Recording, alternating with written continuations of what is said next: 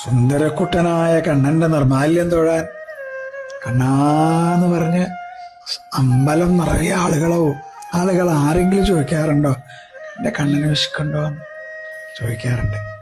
വൃന്ദാവനത്തിലെ ഗോപികമാർ ചോദിക്കും. കണ്ണൻ്റെ ഇവിടുത്തെ അഭിഷേകം അങ്ങോട്ട് കഴിയുമ്പോഴേക്കും കുഞ്ഞു വയറങ്ങോട്ട് വിശക്കും, മുഖമൊക്കെ വാടും, കിങ്ങിണിയൊക്കെ അഴിഞ്ഞു പോവും. അപ്പോഴേക്കും തിരുമേനി ചോദിക്കും, എൻ്റെ കണ്ണന് വിശക്കുണ്ടോ, ദാ കൊണ്ടുവന്നേക്കണ കണ്ടോ പറഞ്ഞിട്ട് മലരും ശർക്കരയും തേങ്ങാപ്പൂളും കദളിപ്പഴവും പിന്നെ 2 കുട്ടകം മലരങ്ങോട്ട് കൊടുക്കും. ഒരു സന്തോഷമുണ്ട് കണ്ണൻ്റെ മുഖത്ത്.